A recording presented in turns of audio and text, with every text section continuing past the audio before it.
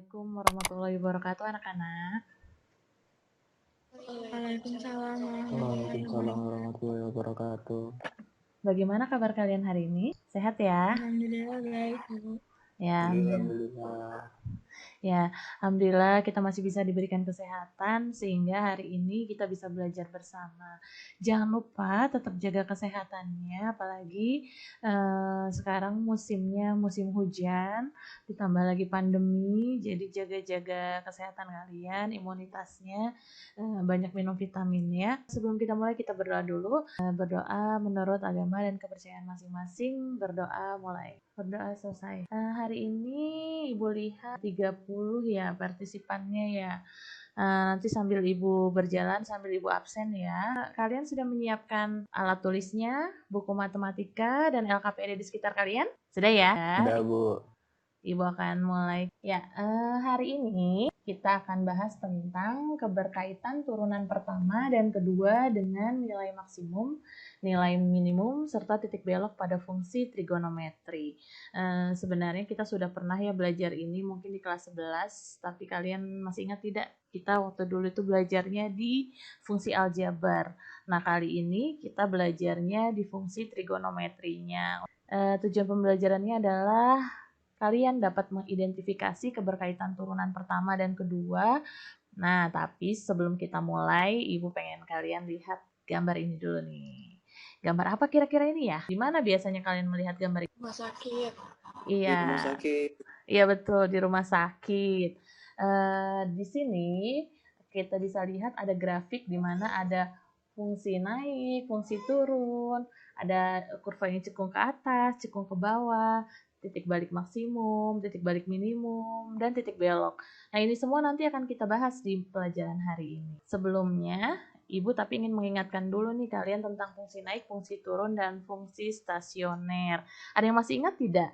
Apa itu fungsi turun? Semakin ke kanan, semakin ke bawah. Maiko, ya semakin ke kanan dia semakin ke bawah, betul sekali ya. Itu adalah fungsi turun, di mana syaratnya apa? F aksen X kurang dari 0. Iya, f aksen x-nya kurang dari 0. Jadi kalau fungsi stasioner itu apa ya? Tidak naik dan tidak turun, Bu. Iya, tidak naik dan tidak turun. Betul sekali. Atau konstan ya.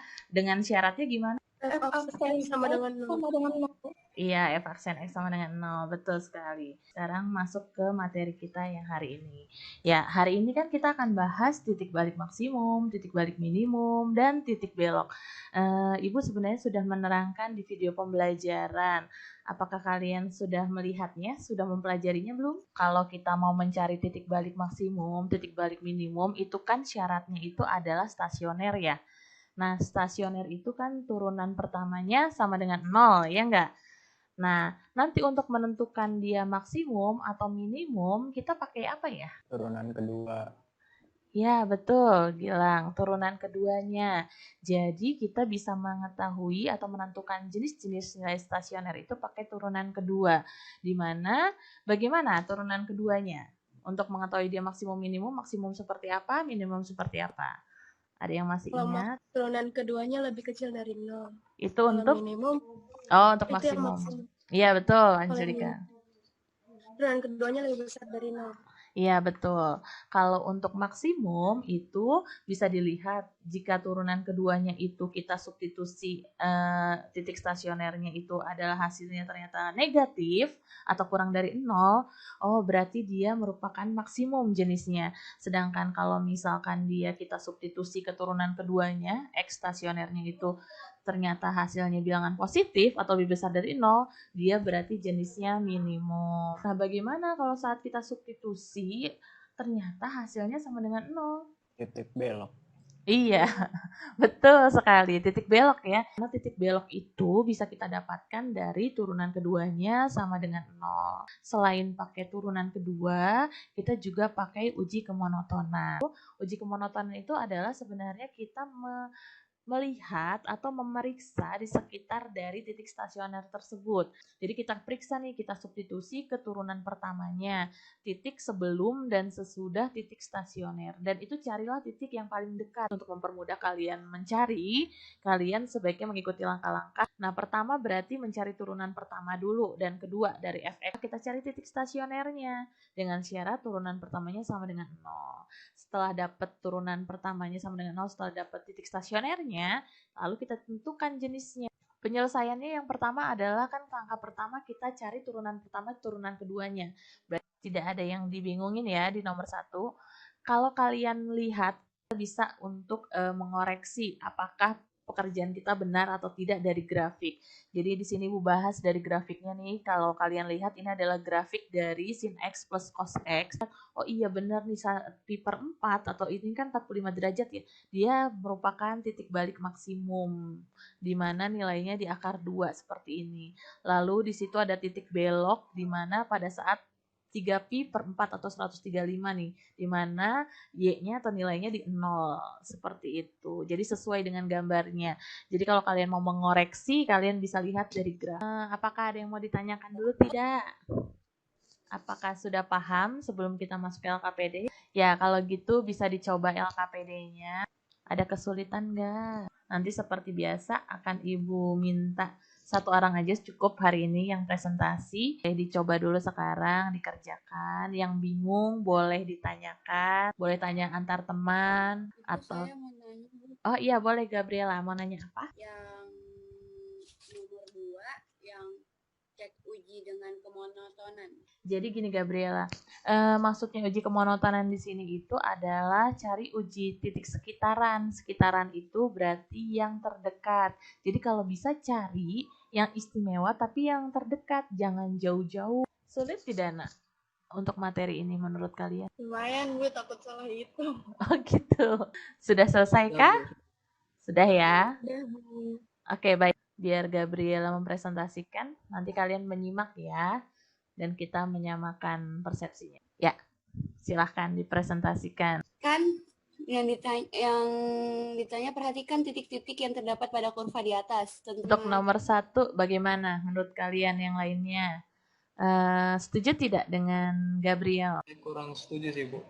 Gabriel yang F bukannya bisa jadi titik belok juga ya? Kan itu nyampe 2pi kan sama dengan 2pi. Itu Iya. yang F bisa jadi titik belok juga nggak, Bu? Iya. Kalau F sama yang B, gitu kan maksudnya? Yang F. Yang F aja. Oh, yang F itu masuk apa? Betul. Kenapa termasuk titik belok, Cordelia? Karena masih nyampe 2pi sama dengan 2pi gitu. Terus Iya. gitu yang B-nya juga masuk titik belok. Yang B juga masuk ya, Bu? Iya, betul. Iya enggak? Oke. Karena di situ ada sama dengannya ya. Iya, Bu. Oh, berarti dari B, D, dan F ya, Bu? Titik Iya. beloknya. Iya, betul. Jadi titik beloknya ada berapa titik? 3, Bu. Ada 3. B, D, sama D. F. Seperti itu. Oke, sampai sini ada yang mau ditanyakan dulu untuk nomor 1 sebelum kita lanjut ke nomor 2? Mungkin memang perlu ketelitian ya, karena kalau kita pahami sebenarnya mudah. Ibu ingin simpulkan nih, berarti hari ini kita sudah belajar apa aja ya? Noval bisa sebutkan hari ini kita sudah belajar apa saja? Titik balik maksimum, titik balik minimum, titik belok. Ya, Kalau titik balik maksimum sama titik balik minimum itu dari nilai stasioner. Nah, untuk menentukan titik belok itu menggunakan turunan kedua dari fungsi X. iya betul sekali. Seperti biasa, nanti kita ada post test, kalian bisa kerjakan di GC dan poin-poin penting hari ini bisa kalian catat. Berikutnya, Ibu akan membahas tentang aplikasi dalam kehidupan sehari-hari. Untuk hari ini cukup, kita cukupkan. Ibu tutup dengan berdoa ya, semoga ilmu yang hari ini kalian pelajari bisa bermanfaat dan dapat diserap dengan baik oleh kalian. Ya, berdoa menurut agama dan kepercayaan masing-masing. Berdoa mulai. Ya, selesai. Ya, oke anak-anak. Hari ini sudah cukup. Ibu tutup. Ya, Assalamualaikum warahmatullahi wabarakatuh. Waalaikumsalam warahmatullahi wabarakatuh. Terima kasih, Bu. Sama-sama.